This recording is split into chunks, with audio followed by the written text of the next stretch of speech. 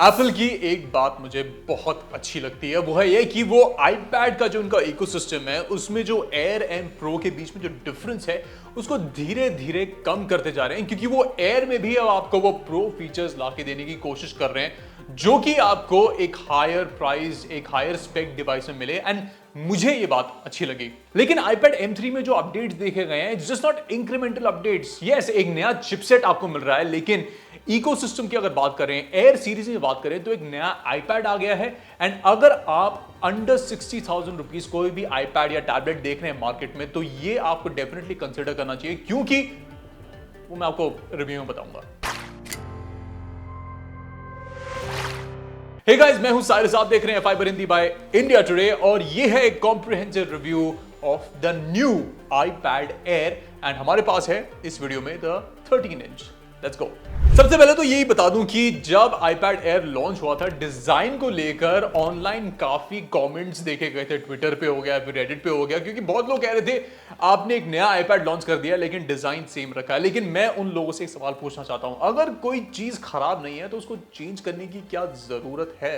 क्योंकि यही design philosophy iPad Air M3 लेके आता है अपने यूजर्स के लिए। इट्स हैंडी, कोई आपको प्रॉब्लम नहीं होती है। यस, 13 इंच मेरे लिए थोड़ा ज्यादा ओवरवेलमिंग हो गया, क्योंकि इसको यूज करना लंबे समय के लिए थोड़ा डिफिकल्ट होता है। लेकिन जो 11 इंच का वेरिएंट है, क्योंकि मैंने 11 इंच का iPad Pro यूज किया है, and I think hands feel के मामले में that is really compact. But overall design को लेकर अगर बात करें तो एल्यूमिनियम अभी भी है, it's still using good glass, good quality, and overall जो इसकी कॉम्पैक्टनेस है, जो स्लिम फॉर्म फैक्टर है, आई थिंक लोगों को अपील करेगी। और अगर आप एक हैंडी पतला iPad या फिर कोई भी टैबलेट मार्केट में देख रहे हैं, then the air is perfect for you.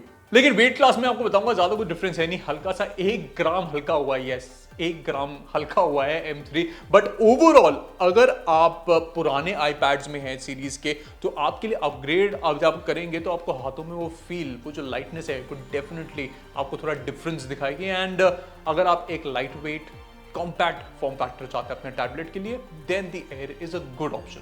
हाँ, यूज करते करते कुछ चीजें जो खामियां मुझे लगी, जो मैं आपको बताना चाहता हूं, वो है इसका जो ग्लास है। यस, इसके अंदर आपको एक एंटी रिफ्लेक्टिव कोटिंग जरूर मिलती है, लेकिन जब भी आप यूज करेंगे, इसके जो फिंगरप्रिंट्स हैं आपके हाथों के, वो आपके डिस्प्ले पे आ जाएंगे। आपको बार बार साफ करते रहना पड़ेगा, and that could be inconvenient अगर आप लंबे टाइम तक अपने iPad को यूज करें, क्योंकि जब कंटेंट देख रहे हैं आप, उसके ऊपर फिंगरप्रिंट की एक चादर लगी हो आपके सामने, वो कभी भी अच्छा नहीं होता। तो यस, ये एक बड़ा डिसएडवांटेज मुझे लगा iPad में। अगर डिस्प्ले की तरफ चले, इसमें आता है एक 13 इंच का liquid retina display, 600 nits of brightness, which is plenty good अगर आप कंटेंट को अंदर कंज्यूम कर रहे हैं। अगर आप iPad को थोड़ी कंट्रोल्ड एनवायरनमेंट में यूज कर रहे हैं, तो उसके लिए एक अच्छा डिस्प्ले है। इसमें कलर्स और क्वालिटी, कॉन्ट्रास्ट सब कुछ बढ़िया आता है। और खासकर अगर आप कभी कभी iPad को बाहर भी लेके जाते हैं, तो ऐसा कुछ प्रॉब्लम आपको होने नहीं वाली है। हाँ, पहले हमने मेंशन किया, वो जो रिफ्लेक्शन है, ग्लेयर है, उसको थोड़ा आप डील करना पड़ेगा। एक बड़ा मिस जो मुझे लगा, और आई एम श्योर काफी यूजर्स इस बारे में बहुत पहले से कंप्लेन करते आ रहे हैं, कि 60 हर्ट्ज का जो रिफ्रेश रेट है अब तक iPad Air में 2025 में कंटिन्यू किया गया है, and that could have been bumped up to 90 hertz और 120 हर्ट्ज। और वो मुझे लगता है नए जो आने वाला iPad Air होगा, उसमें एटलीस्ट अपडेट जरूर कर देना चाहिए, क्योंकि नए जनरेशन के डिस्प्लेज हैं, आप बहुत सारा कंटेंट कंज्यूम कर रहे हैं, बहुत सारा काम करते हैं अपने iPad पे, और वही जो मूवमेंट है एप्लीकेशंस या फिर एनिमेशंस की, अगर आपको 60 हर्ट्ज का रिफ्रेश रेट और वो एक्सपीरियंस मिल रहा है, तो कहीं ना कहीं थोड़े निराश तो आप होंगे। बाकी डिस्प्ले में आप कंटेंट कंज्यूम करना चाहे, गेमिंग करना चाहे, ज्यादा आपको कोई प्रॉब्लम नहीं होने वाली है। आई think it's a good display. हाँ, यस, 13 इंच आपको थोड़ा और स्क्रीन एरिया देता है, आप ज्यादा कंटेंट देख सकते हैं, थोड़ा आपको इमर्सिव व्यू मिलता है। 11 इंच थोड़ा रिलेटिवली छोटा पड़ जाता है, but in terms of display quality कोई कंप्लेंट्स नहीं है, and I think you are getting a good display with the new iPad Air। Performance एक मेजर ब्रेक थ्रू है नए iPad Air के लिए, बिकॉज इसके अंदर अब आपको मिल रहा है नया M3 चिप। एग्जैक्टली नया नहीं है, क्योंकि एयर सीरीज में आपको ये नया चिप मिल रहा है। अब in comparison to the M2 हमने कुछ बेंचमार्क्स इस पे रन किए, एंड मुझे एफिशिएंसी के मामले में डेफिनेटली एक अपग्रेड एक्सपीरियंस हुआ। क्योंकि अगर CPU की बात करें तो it is 16.7% faster, GPU almost 19% faster है, एंड Antutu स्कोर्स को भी बात करें तो 6 to 7% का अपग्रेड आपको देखने को मिला है। तो यस, ऑन पेपर भी एंड ऑन एक्सपीरियंस वाइज भी आपको एक अच्छा एक्सपीरियंस मिलता है। मैंने इस पे कुछ एप्लीकेशंस रन किए, एंड काफी डिमांडिंग एप्लीकेशंस, जैसे कि Adobe Rush हो गया, इसमें 3 3D ऑब्जेक्ट्स को रेंडर करने के लिए एप्लीकेशंस होता है, मैंने वो भी ट्राई किया। एंड लास्ट टाइम मैंने ऐसे ऐप्स को जब ट्राई किया था वो था iPad Pro 11 इंच पे, एंड जब प्रो पे इस स्मूथनेस के साथ जब वो ऐप्स चल रहे थे, वही स्मूथनेस मैंने M3 के इस iPad में देखे, एंड विच टेल्स कि परफॉर्मेंस को लेके एप्पल ने काफी मेहनत की है इस iPad में। Plus 8 GB of RAM just आपके परफॉर्मेंस को एनहांस कर देते हैं, एंड कहीं ना कहीं जो hardware accelerated ray tracing technology iPad Air में डाली गई है वो आपको गेमिंग को लेके थोड़े बहुत बेनिफिट्स देती है। अब बेनिफिट्स यही हो गए, जो शैडोज हो गए, मूवमेंट्स, लाइटिंग, जो भी आप कैरेक्टर्स आप गेम में खेल रहे हो, हमने इस पे जब डियाब्लो इमॉर्टल खेला या फिर हमने एसवॉट लेजेंड्स भी खेला, तब हमें इसका जो ग्राफिक एनहांसमेंट है वो देखने को मिला। तो कहीं ना कहीं yes, people who game a lot on their iPads will definitely like the M3। इस पे हमने एक 2 मिनट का HD वीडियो भी रेंडर करने की कोशिश की, जो कि पुराने M1 Pro मॉडल से अगर रेंडर टाइम की बात करें तो काफी ज्यादा एफिशिएंट था। तो अगर छोटी मोटी एडिटिंग भी आप कर रहे हैं तो आपको कोई प्रॉब्लम नहीं होने वाली है, because for shorter content HD videos I think this is a good machine to basically edit your videos. बाकी मल्टीटास्किंग हो गई, आपकी डेली की ईमेल्स हो गए, अगर आप इस पे व्हाट्सएप भी चलाते हैं या फिर कोई भी बैकग्राउंड एप्लीकेशंस आप भर के चलाएं, आपको परफॉर्मेंस में कोई लैग एक्सपीरियंस नहीं होगा। सॉफ्टवेयर अपडेट्स आपके रेगुलरली आते रहते हैं, तो यस, परफॉर्मेंस में I think it is a good option to have. And M3 का जो आपको जो पावर है वो डेफिनेटली अगर आप कोई भी ऐप चलाएं उसमें महसूस होगा। नए iPad M3 में आपको 2 कैमरा मिल रहे हैं, एक रियर कैमरा 12 मेगापिक्सल का, एंड फ्रंट में भी आपको जूम कॉल्स के लिए या फिर कोई कॉन्फ्रेंस कॉल और वीडियो पे अटेंड कर रहे हैं तो उसके लिए भी आपको फ्रंट पे कैमरा मिलता है। अच्छी बात यह है लैंडस्केप मोड पे कैमरा है तो ईज ऑफ यूज होता है अगर आप iPad हाथ में लेके चल रहे हो। लेकिन जो एक टेक इन्होंने इसमें डाला है वो है सेंटर स्टेज। बेसिकली अगर आप ऐसी मीटिंग अटेंड कर रहे हैं जब आपको मूव करना हो तो कैमरा आपके साथ साथ मूव करता है, आपको सेंटर ऑफ द फ्रेम रखता है, and I think it's a handy technology. अब एग्जाम्पलरी नहीं है, मतलब आपका कुछ एक्सपीरियंस इतना ज्यादा बेहतर नहीं कर देता, but I think it's a good value addition for people who attend a lot of video meetings on their devices. हाँ, इसका रियर कैमरा मैं ये नहीं कहूंगा कि इंस्टा वर्दी पिक्चर्स क्लिक करने के लायक है। छोटे मोटे बेसिक अगर आपको इमरजेंसी में कुछ पिक्चर्स क्लिक करने हैं, यू कैन डू दैट। मैं इसका rear camera mostly QR codes को स्कैन करने के लिए कर रहा था, बट उसके अलावा नॉट दैट हैंडी। इसका बड़ा एडवांटेज जो मुझे लगा फॉर क्रिएटिव पीपल खासकर is the Apple pencil pro का सपोर्ट, क्योंकि बहुत सारे लोग अपने iPads को क्रिएटिव चीजों के लिए यूज करते हैं, स्केचिंग हो गया, डूडलिंग हो गया, या फिर अलग अलग प्रेजेंटेशंस बनाने के लिए यूज करते हैं। तो वहां पर एप्पल पेंसिल प्रो जो कि अपग्रेडेड है, नए फीचर्स के साथ आता है, उन लोगों के लिए आई थिंक बहुत ही अच्छा क्रिएटिव इंजन है। और अगर आप पेंसिल प्रो को साथ में लेके iPad के साथ बंडल करेंगे तो आई think you will have a comprehensive creative sweet with this one.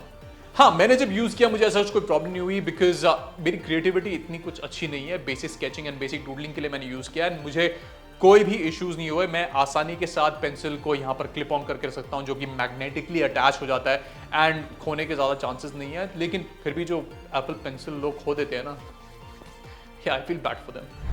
लेकिन एक और बड़ा एडिशन जो नए M3 में हुआ है वो है मैजिक कीबोर्ड का सपोर्ट। रिमेंबर, जो iPad Pro पहले वाला जो मैजिक कीबोर्ड था, ऑलमोस्ट वही फंक्शनैलिटी लेकर अब Air सीरीज में डाल दी गई है। हमारे पास वो मैजिक कीबोर्ड हमें एक्सपीरियंस करने को नहीं मिला, लेकिन मैंने पहले iPad Pro में मैजिक कीबोर्ड को एक्सपीरियंस किया है एंड ऑलमोस्ट फंक्शनैलिटी सेम ही है। यस, आपको एक नया फंक्शन रो मिल जाता है टॉप पर, जिसको यूटिलिटी बढ़ा देता है। लेकिन अगर आप बहुत ज़्यादा टाइपिंग करते हैं, आप वेब सर्फिंग करना चाहते हैं, आपको एक ट्रैक पैड की फंक्शनैलिटी चाहिए, और रिमेंबर आपको एक कवर के तौर पर एक्स्ट्रा प्रोटेक्शन मिल जाती है उस मैजिक कीबोर्ड से, तो करीबन 27 से लेकर 30,000 के बीच में आपको इन्वेस्ट करना पड़ेगा। लेकिन इट्स अ गुड इन्वेस्टमेंट अगर आप वो कीबोर्ड लेते हैं तो।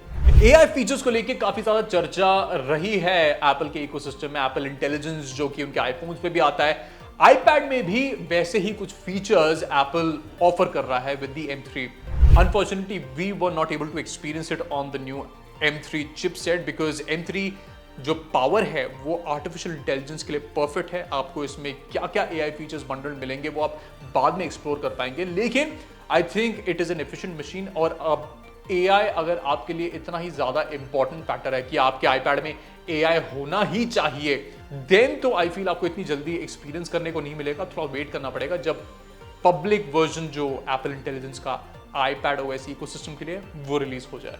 बैटरी लाइफ की अगर बात करें तो एप्पल क्लेम करता है कि इसमें आपको 10 घंटे तक का वीडियो वॉचिंग मिल जाता है, विच जो हमने अपने खुद के टेस्टिंग में देखा, I came close to that figure because इस पे मैंने जियो हॉटस्टार, नेटफ्लिक्स और Amazon प्राइम वीडियो तीनों प्लेटफॉर्म्स पे वीडियोस देखे। मैंने जब शुरू किया वीडियो देखना तब बैटरी 100% थी एंड जब मैं स्ट्रीमिंग खत्म करा, जब बैटरी इसकी पूरी तरह ड्रेन हो गई तो मुझे करीबन 6 घंटे तक मिल गए थे वीडियो स्ट्रीमिंग में। रिमेंबर, मैंने ब्राइटनेस फुल कर रखी थी, बैकग्राउंड में एप्लीकेशंस चल रहे थे, वाईफाई कनेक्टेड था, तो ये सब चीजें भी कंसीडर करनी चाहिए अगर आप इसकी बैटरी कैपेसिटी देखें।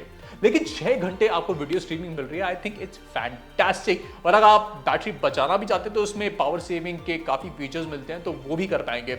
लेकिन for a 13 inch screen I am impress कि आपको इसमें 6 आवर्स तक की battery life for video streaming मिल गई। तो आप इमेजिन करिए, आप जब बेसिक एप्लीकेशंस वगैरह यूज करना चाहेंगे तो आपको इजीली 2-3 दिन तक की बैटरी इसमें मिल सकती है। हाँ, एक चीज जो मुझे खटकी वो था इसका charging speed which is slow. आपको इसके बॉक्स के अंदर मिलता है एक 20 वॉट का charger with the braided cable which I feel for a device is slow. हाँ, आजकल मार्केट में ऐसे डिवाइसेस हैं टैबलेट कैटेगरी में जो कि आपको 50 watt, 80 watt, some even offer maybe I think 100 watt तक मे भी ऑफर करते होंगे, not confirm yet. But imagine करिए आपको इतनी फास्ट चार्जिंग मिल रही है एक टैबलेट के लिए, तो आईपैड 20 वॉट के साथ काफी पीछे छूट जाता है। लेकिन सवाल वही खड़ा होता है, जब आपको इतना अच्छा बैकअप मिल ही रहा है तो आप कितनी बार ही इसको चार्ज कर रहे होंगे। यस, चार्जिंग में टाइम लगेगा, लेकिन आपको चार्ज करने की ज्यादा यूसेज होगी नहीं, because this is this is a subsidiary. ये आपका प्राइमरी डिवाइस तो होगा नहीं, तो आप फोन डेली चार्ज करेंगे, नॉट एन आईपैड। तो वर्डिक्ट के तौर पे ये कहूंगा कि एप्पल ने M3 एयर के साथ एक अच्छा काम किया है and I think performance wise it is really an upgrade. आप जो प्रो लेवल तक के फीचर्स हैं वो एयर में एक्सपीरियंस कर पा रहे हैं। वही मैं सोचने पे आता कि अब प्रो लेगा कौन, but again pro has a different user case, उसके अलग कैटेगरी है, उसमें अलग फीचर्स आपको मिलते हैं। लेकिन जो स्टार्टिंग इकोसिस्टम है आईपैड का, अगर आप कंसिडर कर रहे हैं आईपैड एयर लेने के लिए, जो कि आपका एंटरटेनमेंट इंजन भी बन सकता है, प्लस इसके साथ आपको जो हैवी ड्यूटी टास्क भी चलाने हैं, चाहे आप वीडियो भी एडिट करना चाहें, वो सब आप M3 चिपसेट के साथ कर पाएंगे इस टैबलेट पे।